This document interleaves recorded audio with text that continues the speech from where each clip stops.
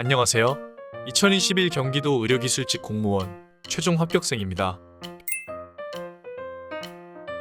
병원에 근무하면서 좋았던 점도 많았고 저의 성격과 잘 맞는 부분도 많았다고 생각하지만 장기적으로 봤을 때 언제까지 근무할 수 있을까 하는 두려움과 막막함이 있었던 것 같습니다. 제가 가진 치과위생사 면허증으로 어떤 일을 할 수 있을까 알아보다가 공무원 시험을 준비하게 되었습니다. 처음 준비를 할 때 보건직과 의료기술직 중에 고민을 많이 했습니다. 보건직이 상대적으로 많이 뽑긴 하지만 과목 수가 많아 자신이 없어서 의료기술직을 선택하게 되었습니다.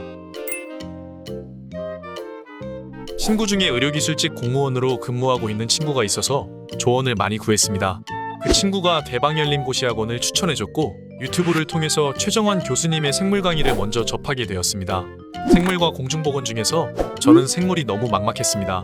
학교 다닐 때 생물을 거의 포기해서 아예 0에서부터 시작했는데 교수님께서는 기초부터 탄탄하게 만들어주시는 느낌이 들어서 바로 선택하게 되었습니다. 최정환 교수님의 강의는 기초부터 탄탄하게 쌓아주시는 것 같아서 좋았습니다. 저는 유튜브를 통해 기초부터 먼저 들었고 그 후 기본과 심화까지 큰 개념에서 빌드업 되는 느낌으로 쌓아주셔서 좋았습니다. 아마 처음부터 어려운 내용으로 강의를 진행하셨다면 못 따라가고 많이 힘들었을 것 같은데 교수님의 진행 스타일대로 공부하니 이해도 잘 되고 어렵지 않게 공부했던 것 같습니다. 공중보건 자체가 범위가 엄청 넓어서 사실 외울 것도 많고 공부를 하면 할수록 조금 막막했습니다. 하지만 김희영 교수님의 강의는 중간중간 본인의 경험담과 함께 이해가 잘 되게 설명해 주십니다. 그리고 외울 수 있는 팁들도 많이 알려주셔서 도움이 많이 되었습니다. 저는 김희영 교수님의 강의를 다 듣고 이승훈 교수님의 강의를 들었습니다. 강의 중 재밌는 농담도 많이 해주셔서 힘든 수험 기간 동안 재밌게 강의를 들을 수 있었습니다. 그리고 최신 출제 경향들도 많이 알려주셔서 문제 파악에도 도움이 많이 되었습니다. 저는 수험 기간이 4개월 정도 됩니다. 시간이 조금 짧다는 생각이 들어서 거의 하루 종일 공부만 했어요. 아침 6시에서 7시쯤 일어나서 밥 먹는 시간을 제외하고 밤 11시에서 12시까지 공부만 했습니다. 물론 중간중간 쉬는 시간도 있고 딴짓하는 시간도 있었지만 그래도 크게 월별로 공부 계획을 세웠습니다. 주간별, 일일, 시간별로 계획을 세우고 최대한 지키려고 노력했습니다. 하루에 강의는 5개에서 8개 정도 들었던 것 같습니다. 유튜브를 통해 기초를 먼저 듣고 하이탑, 하이스코어 순으로 강의를 들었습니다. 하이탑과 하이스코어는 2회 독식했습니다. 처음에는 꼼꼼하게 강의를 들으면서 개념을 정리한 다음 한 번 더 빠르게 듣는 식으로 진행했습니다. 그래도 이해가 안 되는 부분은 추가로 조금씩 더 들었습니다. 저는 노트 정리를 하면서 머리에 집어넣는 스타일이라 정리를 계속 수정하면서 3번 정도 한 것 같습니다. 문제풀이는 학원에서 제공하는 단원별 기출 문제풀이와 모의고사를 2에서 3회 독식했습니다. 교재 외에 다른 문제도 많이 풀고 싶어서 최정환 교수님의 치백제와 파이널 모의고사도 구매해서 3회 독식 풀었습니다. 저는 모르는 내용들은 카페를 통해 많은 도움을 받았습니다. 실강이 아니고 온라인 강의로 혼자 공부하다 보니 모르는 부분에서 답답할 때가 많았는데 그럴 때는 카페를 적극적으로 이용하면서 도움을 받았습니다. 공중보건은 공부를 하면 할수록 왠지 범위가 늘어나는 느낌이 들었어요. 그래서 먼저 빠르게 모든 내용을 파악하기 위해서 김희영 교수님의 강의와 이승훈 교수님의 강의를 연달아 들었습니다. 후에 혼자 노트 정리를 통해서 개념들을 정리하고 외웠습니다.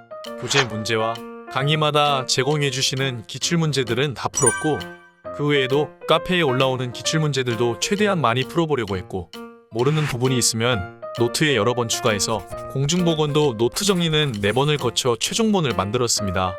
만든 최종본을 억지로 외운다기보다는 최대한 계속 읽고 자주 보면서 머리에 넣으려고 했습니다. 사실 필기시험을 보고 생각보다 너무 어렵게 느껴져서 필기 합격에 대한 자신이 없었어요. 마음을 다잡고 법규 준비를 하고 있던 와중에 필기 합격 사실을 알게 되었습니다. 학원에 면접 자료를 요청하고 부랴부랴 준비했어요. 저는 필기시험 준비보다 면접 준비가 더 막막했던 것 같아요.